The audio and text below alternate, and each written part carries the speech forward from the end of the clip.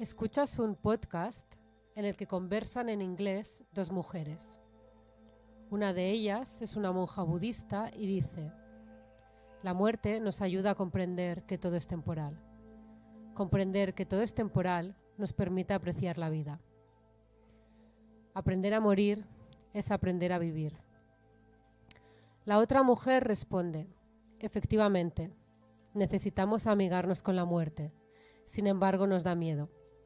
Preferimos evitar el tema porque no sabemos cómo abordarlo. La monja dice: hay 5 verdades que debemos recordar a menudo, muy a menudo, para ir bien varias veces al día. Estas 5 verdades nos ayudan a tener una vida plena y compasiva y son: un día morirás, un día enfermarás. Todo lo que amas ahora, algún día se transformará en otra cosa. Algún día serás separado de todo lo que ahora amas. Tus únicas pertenencias son tus actos y no puedes escapar a sus consecuencias. Respira. Tómate un tiempo para procesarlo. Deja que la palabra haga su labor alquímica. Tienes pocas certezas en la vida, pero sabes que un día morirás. Un día morirás, algo que sabes pero no entiendes. Le pregunto a mi abuela, 94 años, qué piensa de la muerte. Me dice que es igual que cuando apagas la radio. Durante un tiempo indefinido, cuando te mueres es así. Pero luego hay un arco iris y lo atraviesas. Y luego hay un solo color. Es el azul berilo, el azul mágico de los icebergs. La muerte es un color, me dice mi abuela.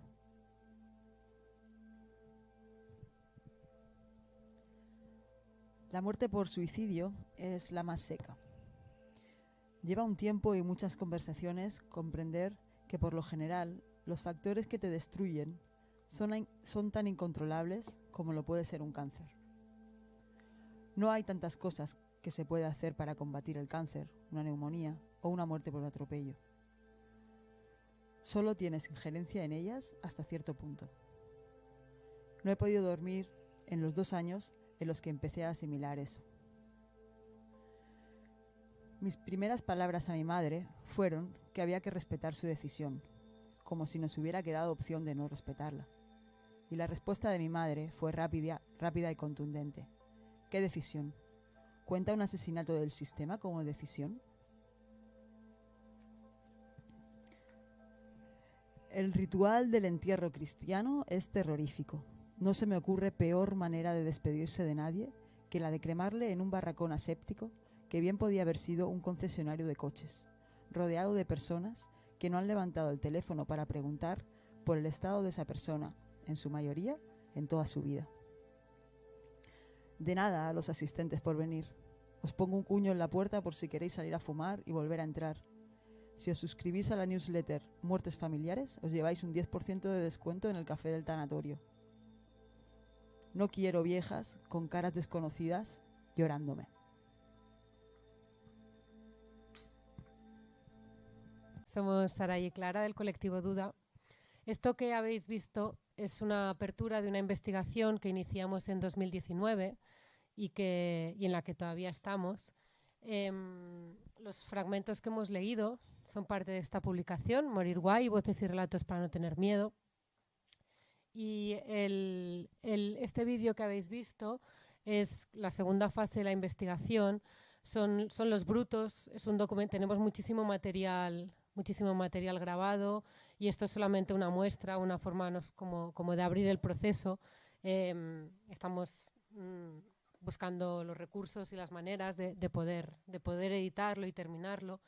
Y bueno, queríamos compartir esto con vosotras porque para nosotras lo que ha supuesto esta investigación ha sido una manera también como de enfrentarnos a los propios miedos que nos da la muerte nuestra y de nuestros seres queridos, y también de abrir una conversación que nos permite empezar a pensar otras formas de ritualizar. Entonces, todo este proceso para nosotras sí que ha sido como un inicio de cómo empezar a ritualizar, porque también nos atravesaba muy de cerca. Por ejemplo, yo cuando iniciamos esta investigación en 2019, mi abuela tenía 94 años, he hecho una referencia pequeñita en este texto. Mi abuela es una persona muy, muy importante para mí, tengo un vínculo muy fuerte con ella y tenía mucho miedo de que se muriera. Entonces, parte de la investigación a mí me sirvió para hablar con ella pues de qué era la muerte para ella, de cómo le gustaría su ritual. Y mi abuela falleció justamente este verano, en 2020. Y gracias a todo el proceso que yo había hecho de poder hablar de algo de lo que normalmente no hablamos porque es un tabú, pues yo pude enfrentarme a esa muerte de una forma mucho más consciente y hacer un proceso de duelo en el que todavía estoy, pero mucho más consciente y tener muchas más herramientas. Por ejemplo, yo no sabía que el cuerpo se podía velar en casa. No sabía que era tan importante tener el cuerpo, las palabras de las que habla Julia, toda la información que nos dio Jordi de Funeral Natural, de que es posible. Entonces, esto a mí me permitió que cuando mi abuela se murió, pues este verano, pues yo hablarlo con mi familia, lo habíamos hablado antes, y pedir que pudiéramos velar el cuerpo en casa, porque es algo que las funerarias normalmente no te van a ofrecer. Las funerarias lo que quieren es que tú te gastes el máximo de dinero en las coronas, en el alquiler del tanatorio, en la música, y te hacen como un ritual empaquetado, totalmente aséptico, totalmente desconectado de lo que somos. Y para poder velar el cuerpo en casa lo tienes que negociar y poder negociar también lo de la cremación directa. Entonces, gracias a esta investigación yo pude hacer eso, pudimos velar el cuerpo de mi abuela en casa. Entonces, bueno, esto, ¿no? Quería mostrarlo aquí para compartirlo con vosotras porque pensamos que esto que es importante para empezar a pensar los rituales, sobre todo, pues empezar a hablar, ¿no? de esto que a veces es difícil. Sí, como dice Clara, ¿no? La verdad que empezamos la investigación de manera muy situada, ¿no? Éramos 4 en aquel entonces en el colectivo y cada una de nosotras estaba como atravesada por algo concreto en relación a la muerte. Yo había parido a mi segunda hija, Tigran, y casi la palmo en el parto. Entonces estaba como con mucha frustración, mucho miedo. Cada una de nosotras pues como tiró por una línea y esto dio a luz a morir guay. Pero de lo que nos dimos cuenta durante estos años, que ya van 4, sí. Y ha tenido como muchas formas la investigación, ¿no? Una peli, un libro, la hemos abierto muchas veces en procesos como experienciales, que es un poco de lo que va nuestro curro en Duda, ¿no? La verdad, como lo que más nos gusta es como juntarnos y un poco entre todas como repensar nuevas maneras, ¿no? En este caso, nuevos imaginarios sobre cómo nos gustaría morir, ¿no? Entonces, sin dar mucho la chapa, que no es lo nuestro, muchas gracias por atender al vídeo, nos hace mucha ilusión haberlo podido compartir con vosotras, porque para nosotros es como un panorama muy diverso. Pensamos mucho en la metodología también. ¿Cómo haces para acercarte a alguien que no conoces y hablar de algo tan íntimo como la muerte? ¿Cómo se crea ese espacio? ¿Cómo se crea de manera audiovisual, ¿no? Nosotras la herramienta audiovisual es una de las herramientas artísticas que usamos, ¿no? Entonces le dimos muchas vueltas a eso. Al final dimos de manera humilde, como experimental, como con un punto de partida, ¿no? Y era como generar unas convivencias. No íbamos a hacer una entrevista a nadie, sino que íbamos a convivir juntas unos días y a ver si salía algo, pues salía, ¿no? Y esa era un poco la idea, ¿no? Por estas imágenes así como un poco más cotidianas. Y así hicimos, ¿no? Después de convivir, de caminar, de cocinar juntas, de días juntas, pues ahí fuimos un poquito abriendo y situando como nuestra mirada, ¿no? Y el relato de cada una, que tenía que contar cosas hermosas y a veces dolorosas. Y así. Pero lo que hemos preparado hoy, o lo que nos gustaría compartir con vosotras hoy, es esto, es un poco como agitarnos más todas y compartir, porque para nosotros lo más importante de la investigación durante todos estos años han sido los momentos en los que hemos salido del museo o de la sala o de la expo y hemos podido estar juntas, porque no hay otra manera más potente que deshacer el tabú de la muerte que generar espacios donde conversar sobre ella, ¿no? Entonces, somos muchis, pero hemos pensado en una dinámica allí detrás al fondo. Antes de explicar la dinámica, solo quería comentar una cosa. toda la investigación está abierta y accesible. Os podéis descargar el PDF y y luego están las entrevistas, están los vídeos, lo que relataba Sarai sobre el parto. También hay un vídeo sobre el parto y en la web todo el material lo está colgado y está accesible para que os lo podáis descargar también, porque realmente hay bastante. Y la dinámica. Y nada, vamos a ver cómo sale. Somos muchas, pero yo creo que puede ser bastante... Sí, va a ser muy dinámica porque es una dinámica. Así que vamos a intentar sentarnos allá. Nos colocamos en el círculo. Vamos a intentar hacer un círculo, ya que esto va de círculos. Bueno, y gracias a Xeito y al Centre por invitarnos, que estábamos un poco nerviosos y nos olvidó decir eso al inicio.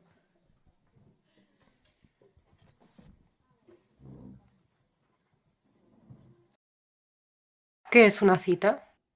Una cita es un corte, una tajada, un gajo de naranja de alguien más. Chupas el gajo, tiras la cáscara y te alejas patinando.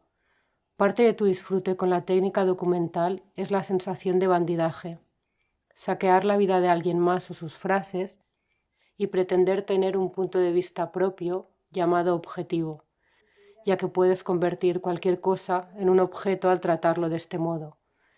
Es a la vez emocionante y peligroso. Veamos quién controla el peligro.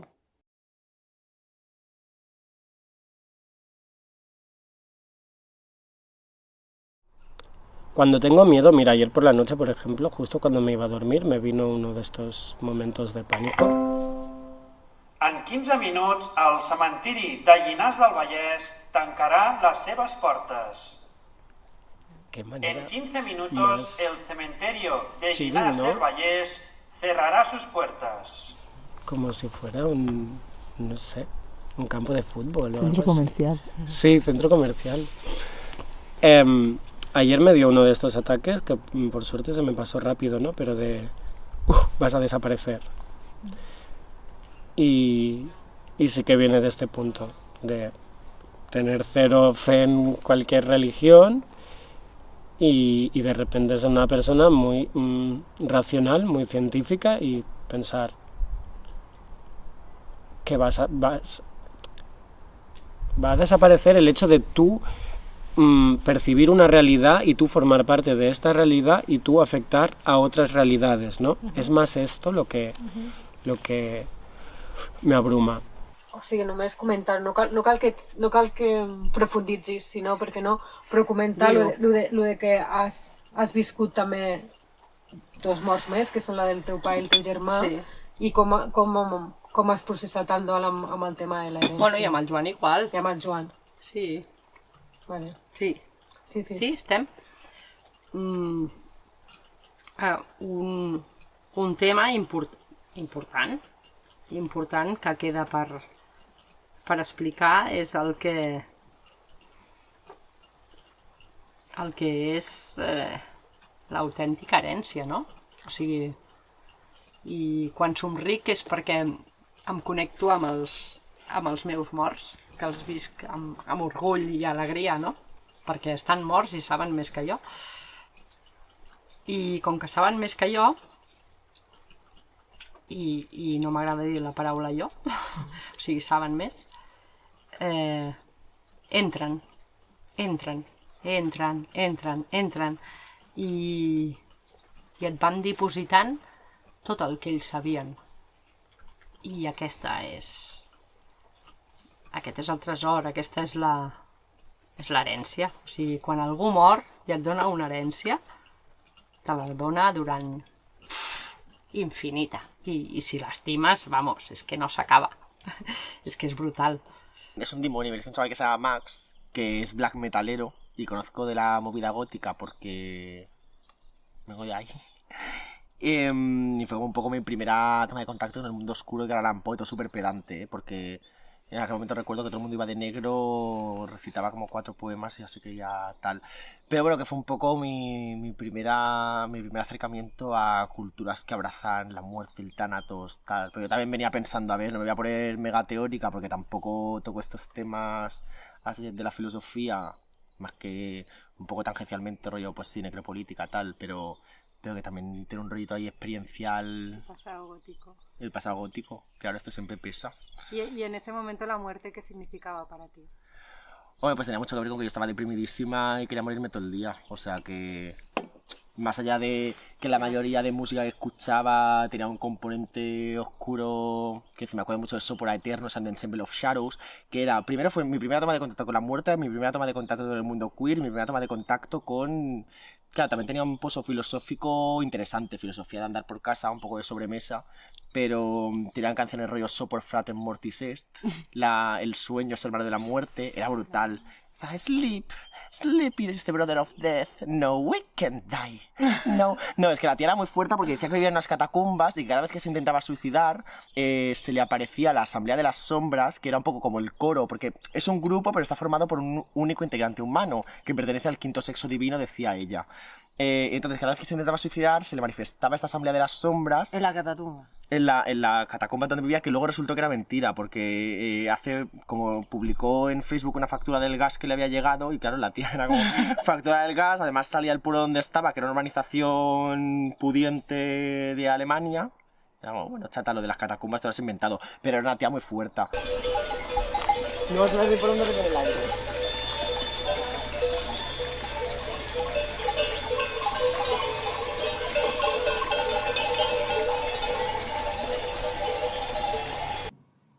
Pues cuéntanos qué es la muerte para los testigos de Jehová, ¿cómo la entienden? Pues para contar cómo entienden los testigos de Jehová la muerte, vamos a leer un fragmento del texto que nos han pasado ellos. Y dice: la muerte de un amigo o de un familiar es terriblemente dolorosa para todos, algo muy difícil de asimilar. Los testigos de Jehová creemos que la razón por la cual la muerte de un ser querido es traumática es que el ser humano no fue diseñado ni creado para morir. Fuimos diseñados para vivir para siempre. Por eso nos cuesta tanto asimilar la idea de que en algún momento en el futuro no existiremos, ni nosotros ni nuestros seres queridos. La muerte no es algo natural. Vivir es lo natural. Pero obviamente la muerte es una realidad. Todos morimos. ¿Cómo afrontamos los testigos de Jehová la muerte? Que la teva idea de la mort és que no hi ha res després de la mort. Esto és un temazo. Jo aquí tinc una lluita, aquí sí que tinc una lluita. Sí. O sigui, jo m'he educat en un entorn ateu, com aquesta, pues, una idea molt de som matèria, a la que morim ja hi ha un no res, i per això també pues, tinc un pànic, he tingut un pànic tan impressionant perquè el buit és algo molt intens. O sigui, el buit és algo que... O sigui, és el buit. Realment no és la mort, és el buit. O sigui, és el sentir el no res, no? És això el que me perturba.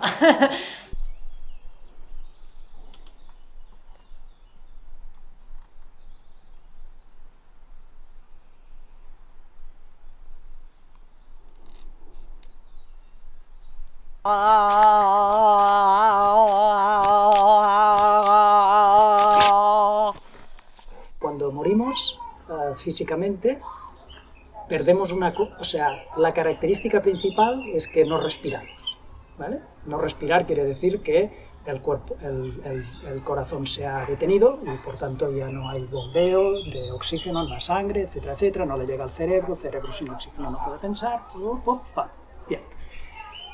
Y entonces ahí empieza, digamos, una realidad a la cual nos cuesta mucho creer. Y es que nuestro destino, como seres humanos, ¿vale? Ahora empieza a hablarse del tema, pero a lo mejor está en un sitio muy escondido, que es en el intestino, ¿vale? Donde algunos hablan del segundo cerebro y tal. Pero en el intestino nosotros tenemos bacterias que son anaeróbicas. Estos bichos, el día que no llega oxígeno, ¿qué descubren? Descubren que pueden empezar a salir del intestino y a medida que van avanzando, ¿qué hay? Comida y se te empiezan a comer. Pero estas bacterias que viven sin oxígeno, ¿qué hacen? Bueno, generan reacciones químicas. ¿Y estas reacciones químicas de qué son? Bueno, son de gases que no nos gusta mucho oler, ¿vale? Y no voy a ser desagradable, pero cuando nos tiramos un pedo es una señal de que tenemos estas bacterias anaeróbicas. Sale un poquito de ácido sulfídrico y otros gases malolientes, ¿vale? Y evidentemente cuando ellas empiezan a subir por todas partes, pues van desprendiendo estos gases. Y estos gases es la señal para otro mundo que está ahí fuera, ¿vale? De decir, aquí hay comida, ¿vale? Y hasta a 30 kilómetros las moscas, digamos, de la carne que se llaman, pues huelen y van allá. En realidad se murió en mis brazos. Lo que pasa es que yo no estaba siendo consciente. Pero es eso, ¿no? Os decía que lo teníamos que ir cambiando de postura todo el rato. Y esa noche era todo el rato. Quería cambiarse y ninguna pose le estaba bien. Hasta un momento que me dijo no sé qué, tal, pero claro, él iba con una máquina, un respirador por la noche, entonces tampoco le entendía. Yo le puse tal. Claro, yo sentí luego que se calmaba. Y avisé a mi madre, bueno, mi madre se dio cuenta, como está en la habitación del lado, se dio cuenta que no paraba de moverse tal. Y en realidad ya se había ido. Y en realidad, si lo pienso, yo le vi los ojos de miedo. Bueno, no sé si de miedo, pero de no entender, de dolor, no sé qué era. Pero sí una cara de...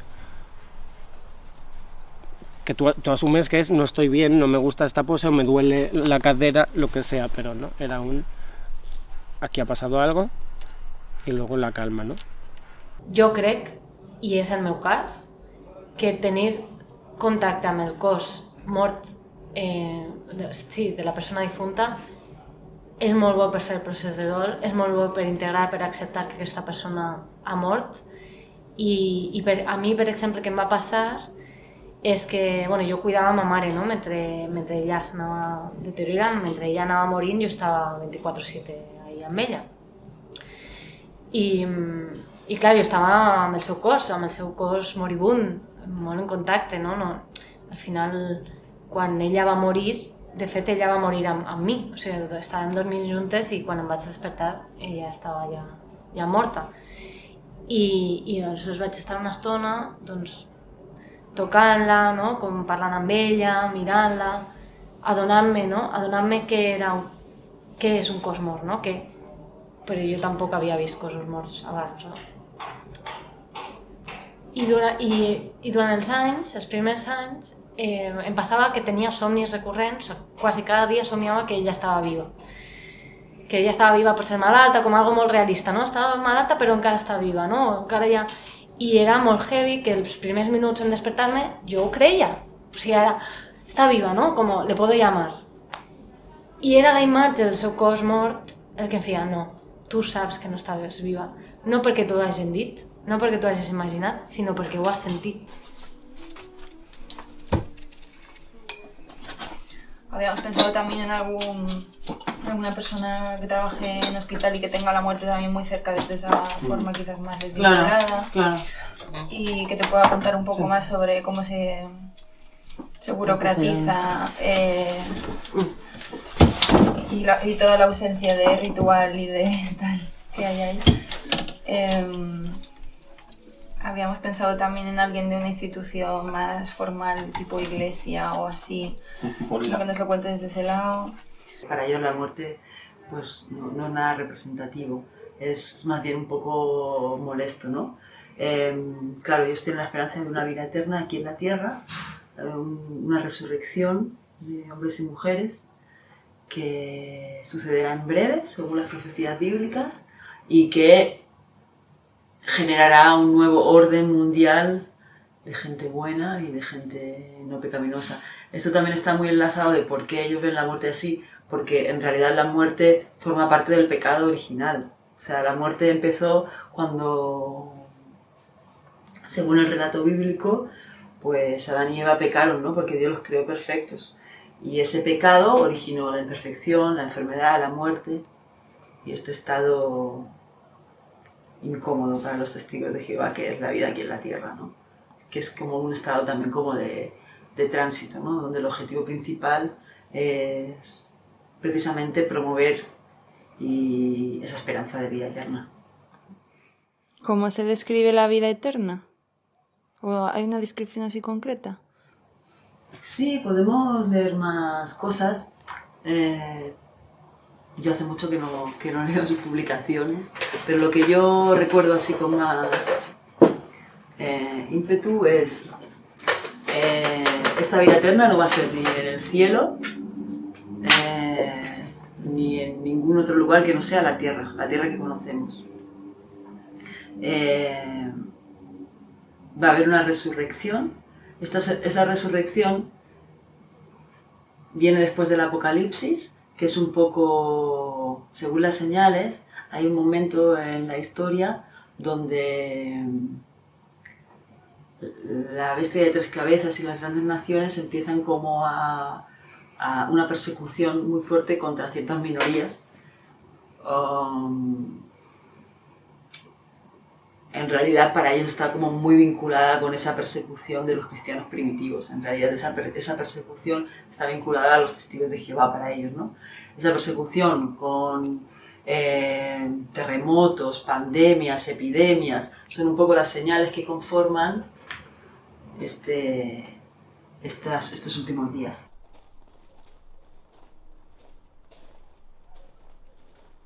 La única forma de saltarse todo el proceso es a través de lo que se llama la cremación directa, ¿vale? La cremación directa es, tú te mueres, tus seres queridos llaman... bueno, también se puede hacer con la donación del cuerpo, a la ciencia, pero esto cuesta un poquito más, ¿vale? Además lo tienes que haber hecho en vida, hay un contrato entre la universidad y la persona, pero bueno... Esto es para saltarse el trato con las funerarias. Para tal que y como las está ahora la ley. O sea, tal y como está ahora para la ley. saltarse todo. Vale. ¿Vale? Para saltarse todo, saltarse todo sin terminar en la cárcel, claro. ¿Vale? Quiero decirte, o sea, lo que no puedes hacerte es llevarte el cadáver y tirarlo por ahí, ¿vale? O enterrarlo donde tú quieras, ¿vale? Eso ahora mismo, pues no se puede hacer. Y entonces, lo fácil es la cremación. ¿Por qué? Porque te mueres, te llevan al crematorio y entregan las cenizas, ¿vale? Y entonces con estas cenizas haces lo que quieres. Leyendo el Morir Guay había... ostras, no recuerdo de dónde salía, pero había algo sobre el acompañar. Creo que era... pues no sé si los Pice o... ¿no? Y decían que el acompañar no tiene por qué ser hacer. Y me gustó mucho. Y realmente lo pensaba. Y lo que hacíamos mi padre y yo era ver la tele. Y ya está. O sea, no tenía que estar yo haciendo cosas con él o hablando o... pues, nos pasábamos el día entero, yo en el sofá, vale, ¿qué quieres ver ahora? Ya está. Nos sabíamos todas las telenovelas, a qué hora era cada una, y era así. Y no sé, me gustó mucho, es como algo muy bonito. Yo veo el acompañamiento que hacen mis familiares a alguien que está enfermo, a pesar de que durante el año no se hablen, a pesar de que solo se intercambien un par de mensajes en Navidad, lo que sea, y aún así... como que estan al pie del canyó. Tenim 48 hores des que una persona mort fins que es diposita el seu cos en un cementiri o es lliure les cendres a la família o l'entorn proper, 48 hores. Si vols tenir una mica més de temps, has de fer un tractament químic o refrigerar, o sigui, hi ha un plus de fer amb el cos. 48 hores és poquíssim. O sigui, a vegades pot ser una mort que es pot anticipar, però a vegades pot ser una mort repentina. Com convoques en 48 hores a la gent perquè s'acomiada? Si no ho has planificat, com pots decidir fer unes coses o unes altres amb tan poc marge, no? I amb això també està la conveniència del tabú. O sigui, com convé que la població no vulgui parlar del tema, tinga por del tema i no compartim les experiències, és molt convenient per les empreses funeràries que s'estan lucrant de la nostra vulnerabilitat.